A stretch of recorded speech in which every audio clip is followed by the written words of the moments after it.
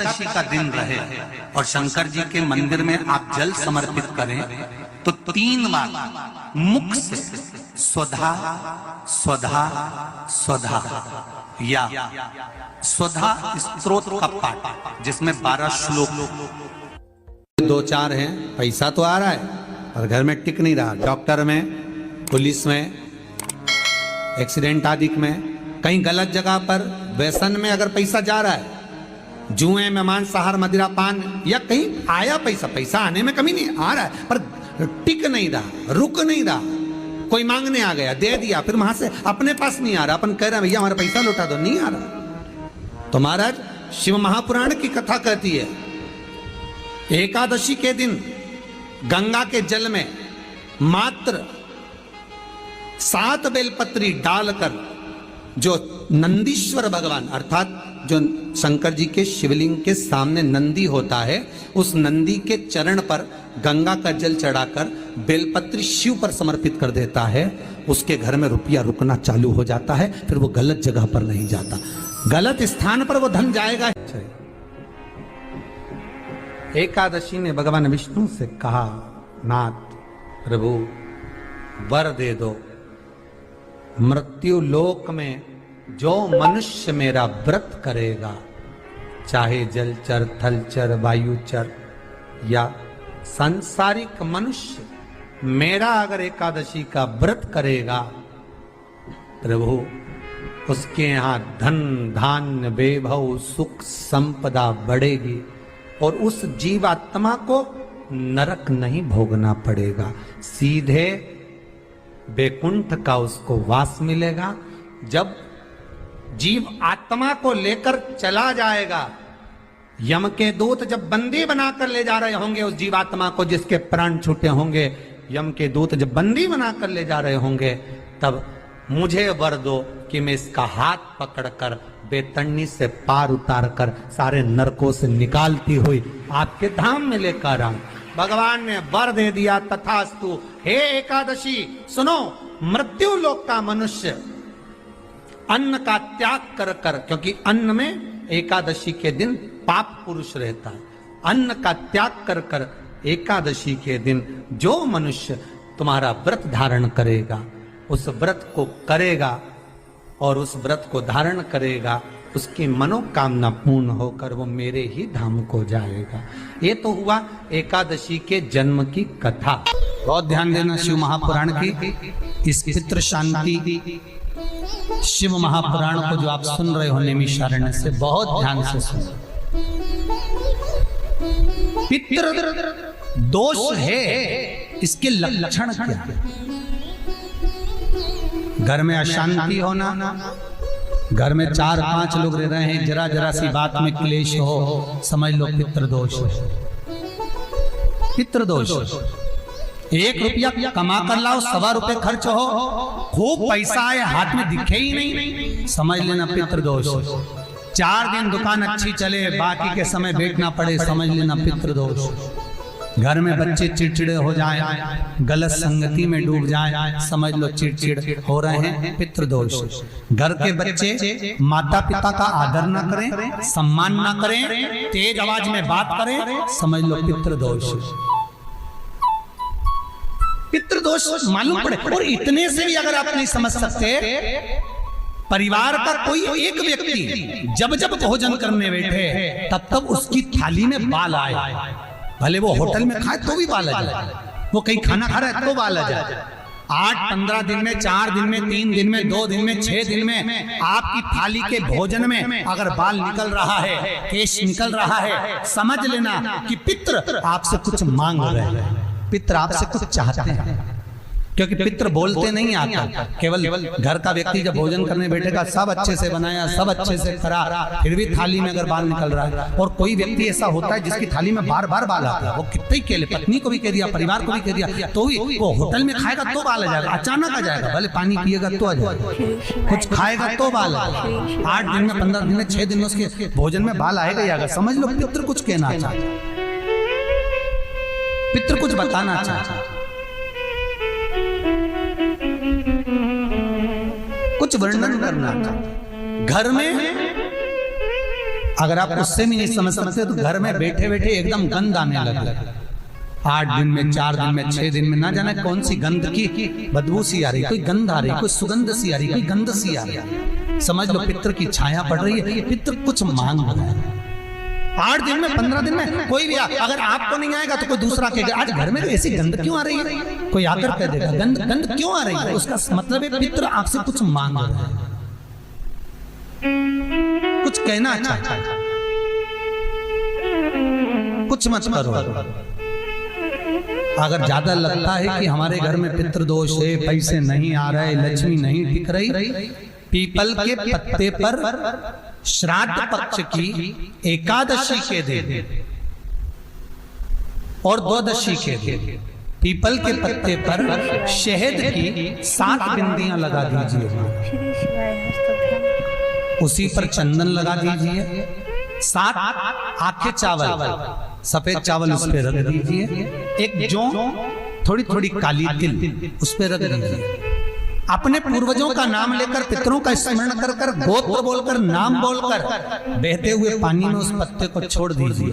ये केवल श्राद्ध पक्ष में होगा, एकादशी तिथि के लिए बहते पानी में छोड़ दीजिए। जिंदगी में कभी संपदा की कमी नहीं आएगी, पितर आशीर्वाद देकर जरूर जाएंगे, ये पक्का है। शिव महापुराण कहते हैं अगर ज्यादा रोग है, बीमारी है, तो श्राद्ध पक्ष की 9वीं तिथि के समय पर केवल बड़ के पत्ते के ऊपर, बड़ का जो पत्ता होता है, बट वृक्ष का पत्ता, उस पे काली तिल और जौ 21 बार उतार कर, जो व्यक्ति बहुत बीमार पड़ा रहता हो, कोई ना कोई बीमारी उसको घेरी रहती हो, तो बड़ के पत्ते पर काली तिल और जौ, काली तिल और जौ रख कर पितरों का स्मरण कर कर 9वीं तिथि के दिन 21 बार उतार कर बहते पानी में डाल दो या पीपल के पेड़ के नीचे रख दो, बीमारी समाप्त हो जाएगी, रोग नहीं घेर सकता। अगले श्राद्ध तक लिखकर रखना कि किस तारीख को करा, किस तिथि को करा, अगली तिथि तक जानना, आपको रोग नहीं आएगा, बीमारी नहीं आ सकती, कष्ट नहीं आएगा। शिव महापुराण का भाग, भगवान शिव आनंद की राशि। तो 3 वृक्ष, 3 पशु, 3 पक्षी और 3 जलचर ऐसे हैं जिनको पितृ माना है। तो 3 वृक्ष कौन कौन से हैं? शास्त्र कहता है पहला पीपल, दूसरा बरगद बड़ और तीसरा बेलपत्र। इन 3 वृक्ष के नीचे श्राद्ध पक्ष में पितरों का निवास हो जाता है। इन 3 वृक्षों के नीचे 3 वृक्ष पितरों के तुल्य हैं। पहला पीपल, दूसरा बट वृक्ष, तीसरा बेलपत्र का बेलपत्र का। कभी अनायास श्राद्ध पक्ष में आप कुछ भी ना कर पाए, कुछ भी ना कर सकते हो, तो एक पत्ते के ऊपर कोई सा भी पत्ता ले लो, चाहे पान का ले हो, कोई पीपल का ले हो, कोई भी पत्ते के ऊपर एक पुड़ी, थोड़ा मीठा थोड़ा नमकीन रखकर अपनी कामना कर कर अपने पूर्वजों के लिए इन 3 वृक्ष के नीचे 16 श्राद्ध में किसी भी एक दिन आपको भोजन को रख कर आ जाइए, अपनी कामना कर कर सुख का अनुभव होगा, पितरों को शांति मिलेगी। 3 वृक्ष पितरों के तुल्य हैं। 3 पक्षी पितरों के तुल्य हैं। कौवा आए तो मैं चरण की रज लेकर जा, भगवान थोड़ी ना कहेगा कि मेरे पास में आकर तू ये लेकर जा, भगवान तो कहेगा मेरे पास में आया है, मांगना कुछ मत, बस मुझे जो स्नान कराया है मेरा चरणोदक लेकर जा, छीट दे पूरे घर में, संपदा भरना मेरा काम है। जहां मेरी चरण की रज पहुंच गई वहां संपदा स्वतः पहुंच गई, मैं वहां पहुंच जाता हूं। तो चरणों तक ले जा, पर लोग ले जाते हैं, पूजन करते, कलश भी उंडेलते, जल भी चढ़ाते, पर आते समय खाली लेकर आ जाते। भगवान को इतना बुरा लगता, मेरे दरवाजे से खाली जाए, मुझे कितना बुरा लगेगा। जो आए वो भर कर जाए, भले 2 बूंद लेकर आओ, पर उसमें चरणों तक थोड़ा सा लेकर अवश्य।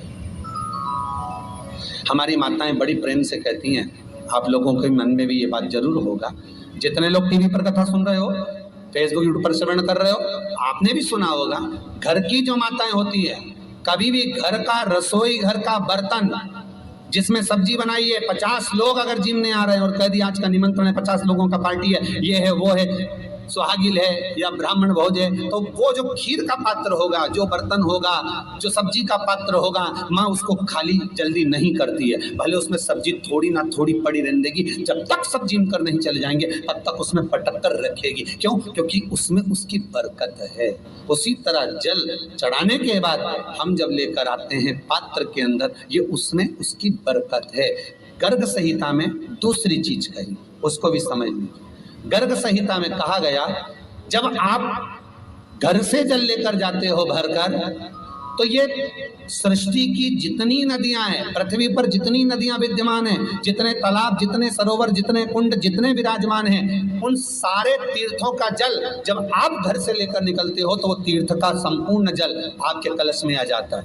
और जब आप उस जल को शिव पर समर्पित कर देती हो और 2 बूंद चरणादक लेकर जब जाती हो, तो शिव महापुराण, गर्ग संहिता, पद्म पुराण कहती है वो जल साधारण नहीं रहता, वो गंगा जल बनकर तुम्हारे घर को पवित्र करने के लिए पहुंच जाता है।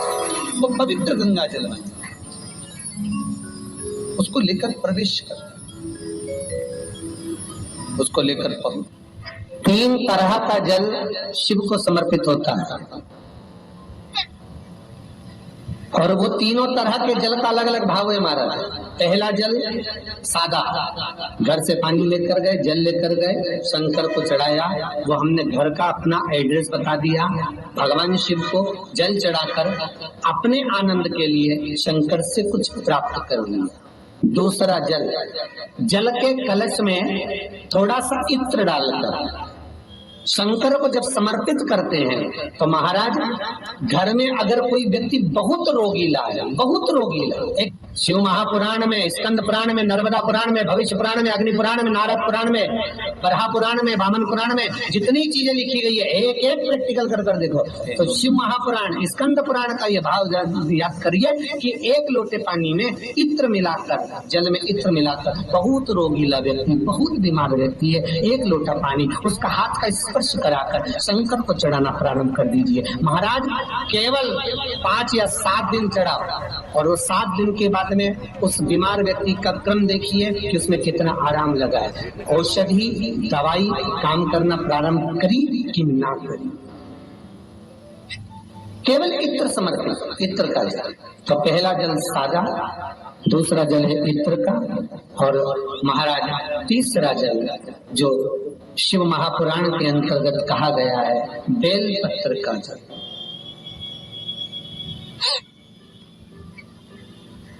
तीसरा जो जल है वो बेलपत्र का जल। बेलपत्र का जल कैसा?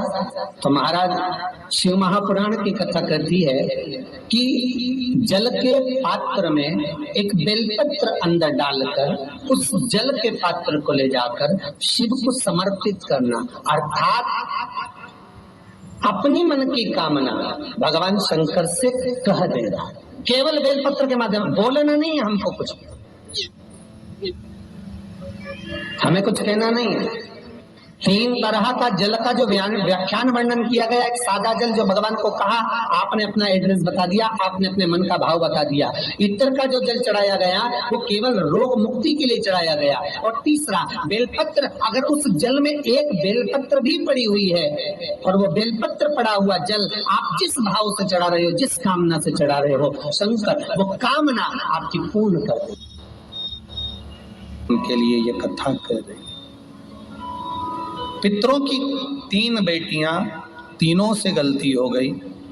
आप शिव मंदिर में जाएं, कोई गलती ना हो, जल चढ़ाएं, मना नहीं, छींटा ना लगे, धीरे धीरे चढ़ाएं। और एक बात अच्छे से ध्यान में रखिएगा, शिव मंदिर से जब भी वापिस आए जल चढ़ाकर अपना फर्ज पूरा अदा कर।